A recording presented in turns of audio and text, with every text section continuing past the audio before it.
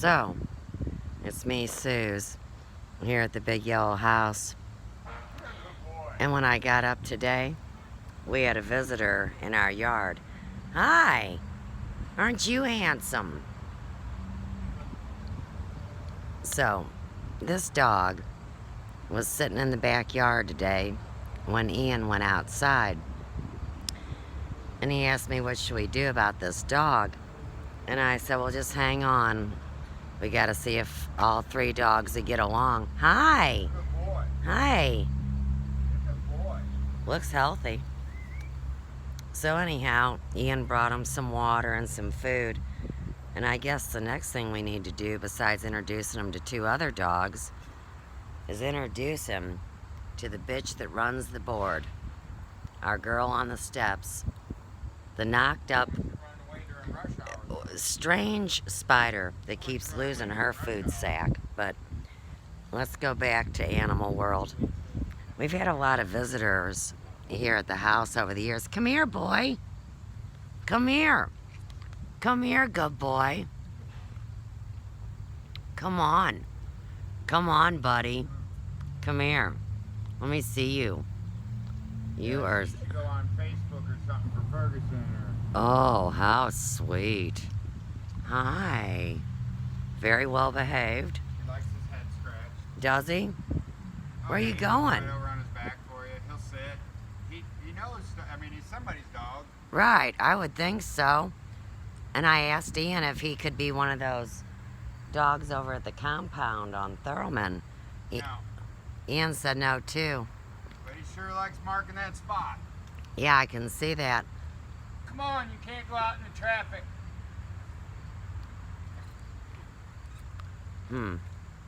There he comes. He really listens well. Come on. You're a good boy. Go for traffic. Eyes are really clear and bright. We'll try to find his owners. He's got a collar on, right? Yeah. Well, he's got a leash or a thing. You don't have a... Well, yeah, like where you could attach him. Somebody took his daggum tail. And Ian was thinking this is a Rottweiler. Rot mix. Part something. Well, this way we'll have a good video of him, too. So if anybody can prove this is their dog, or hang out with this dog and call it by name, hi. Because we got to name Good you. boy. Huh. We got to name you. You're a good boy. You're a good boy. He's cute as can be. Real calm. Come on. Wanna go for a walk? Does he look like a Percy? Wanna go for a walk? It's kind of like Chauncey, Huh? but different. Wanna go for a walk? I think, like, he's been chilling out, man, back by the garage. Unfortunately, it's not too hot out today. Got right on the leash. So y'all taking him for a walk? Yeah. All right, see you later. Well, there goes Percy. And I guess now it's time to go back to the spider and give our daily report. So like I said, twice we've seen that sack disappear and reappear. I don't know. Have no idea where she's at today on her journey.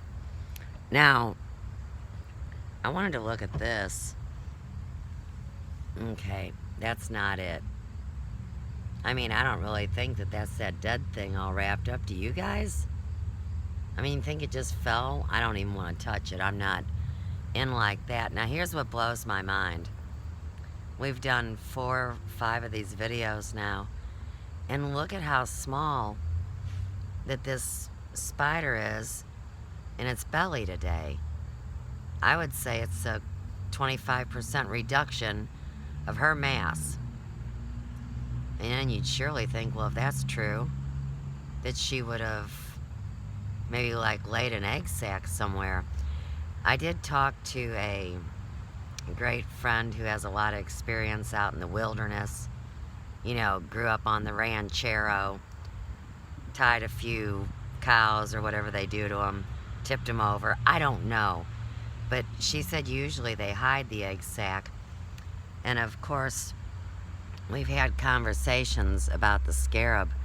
And so for people that just think it's a stupid shit beetle, they think that the mom puts her sack of eggs right out in front of her where anybody could just hurt them. But of course, in the story of the sacred scarab, see, she knew these fools were coming. And so she actually rolled a ball of dung, which is AKA poo poo caca. She rolled a ball of dung across the universe. But secretly, she had her babies hid. And maybe it's the same thing for this spider. Well, all I know is I was up all night catching the gossip. And boy, is it juicy. So let me drop a clue right here. It was about a year and a half ago that, number one, the International Man of Fun, also known as Adam Presley or Elvis, however you need to process it. Well, anyhow, he kicked up a bunch of these Spanish flavored Elvi. And, of course, I completely knew it was another voice. And here again, it really locked in the truth of the two-way video communication. Now, in the meantime, at the front of this video is some major intel on CW Dum Dum, right? And after he spewed his filth all over the public airwaves that he doesn't pay a damn dime for, maybe Falun Gong or somebody pays for it. You know, he's always talking about people. I have no clue who they are. Anyhow, when he was done with his horse shit, and he knew I was there. I mean, they know when my frequency comes into their room, and it's become more and more apparent because, come to find out, there is way more groups, way more, profiting and manipulating on the story that I brought forward throughout this whole time.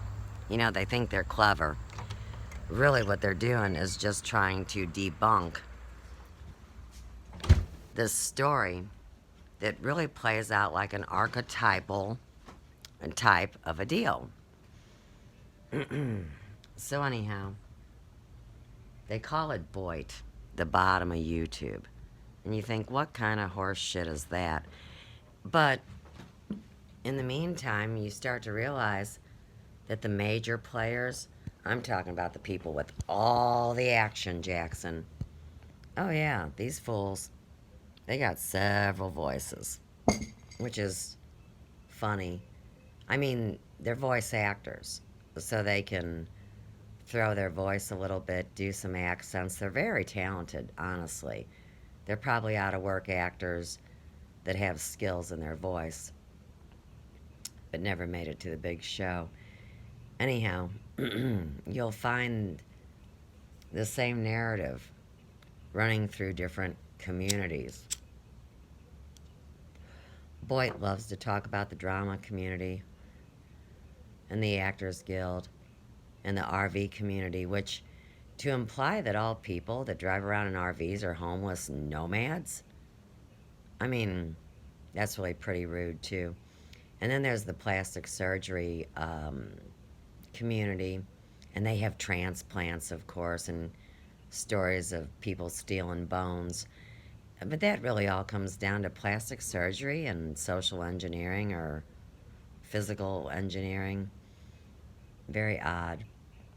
And then we've got all the big live call-in shows, which, boy, aren't they something. But see, here's what I'm thinking. So, if you get this story cooking about now, if you are a conspiracy theorist channel, that you could actually, like, face death or imprisonment or some kind of a retribution on this planet and far beyond.